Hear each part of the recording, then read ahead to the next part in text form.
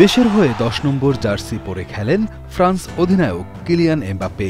আগের ক্লাব পিএসজিতেও তার জার্সি নম্বর ছিল ১০, কিন্তু রিয়াল মাদ্রিদে বদলে যাচ্ছে তার জার্সির নাম্বার। খেলবেন ৯ নম্বর জার্সি পরে।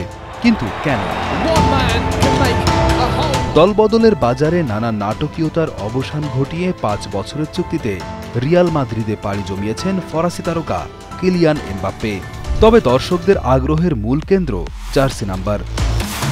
তারকায় ঠাসা দলটিতে এমবাপ্পে কত নম্বর জার্সি পরে মাঠে নামবে তা নিয়ে দর্শকদের ছিল ব্যাপক আগ্রহ।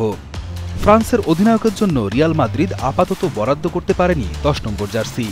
নতুন ক্লাব রিয়াল মাদ্রিদের হয়ে এখনও মাঠে নামেননি ফরাসি স্ট্রাইকার। রিয়ালে এমবাপ্পেকে খেলতে হবে ৯ নম্বর জার্সি পরে। অন্তত প্রথম মৌসুমে ১০ নম্বর জার্সি পাচ্ছেন না তিনি। রিয়ালে ৯ নম্বর জার্সির অবশ্য আলাদা গুরুত্ব রয়েছে। একসময় ক্রিশ্চিয়ানো রোনালদো ৯ নম্বর জার্সি পরে খেলতেন। করিম বেনজেমাও পরেছেন রিয়ালের ৯ নম্বর জার্সি। রিয়ালের ১০ নম্বর জার্সির মালিক এখন লুকা মদ্রিচ। এমবাপ্পের দলে যোগ দেওয়ার মতো তার জার্সি নম্বরের বিষয়টিও পরিষ্কার করেছে স্প্যানিশ জায়ান্টরা। ২০১৮ সালে পিএসজিতে নাম লেখানোর পর থেকে ৭ নম্বর জার্সিতে মাঠ মাতিয়েছেন এই ফরাসি তারকা। কিন্তু এই জার্সিটা আঁকড়ে ধরে আছেন ব্রাজিলিয়ান তারকা ভিনিসিউস। এমবাপ্পের জাতীয় দলের সতীর্থ এডওয়ার্ডো কামাডিঙ্গাকে দেওয়া হয়েছে ৬ নম্বর জার্সি। উরুগুয়ের ফেদ ভালভাদেরকে এবার খেলবেন ৮ নম্বর জার্সি পরে। অন্যদিকে ১০ নম্বরটা পাওয়া এমবাপ্পের জন্য সহজ নয়, কারণ লুকা মদ্রিচের পর এই জার্সিটা উঠতে পারে আর এক ব্রাজিলিয়ান রদ্রিগোর গায়ে।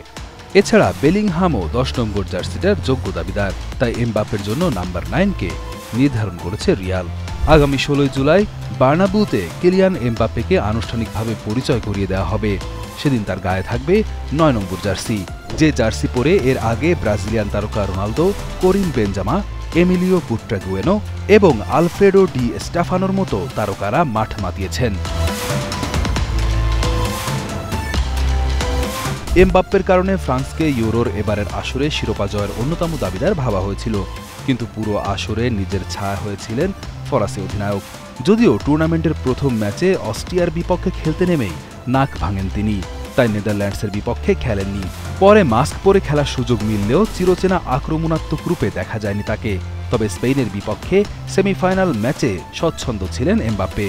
অ্যাসিস্ট থেকে গোল করে দলকে এগিয়ে নেন কোল মুয়ানি। তবে শেষ রক্ষা আর হয়নি। ২-১ গোলে হেরে টুর্নামেন্ট থেকে বিদায় নেয় এমবাপ্পের ফ্রান্স। ২০১৭ সালে এসএস মোনাকো থেকে পিএসজিতে যোগ দিয়েছিলেন।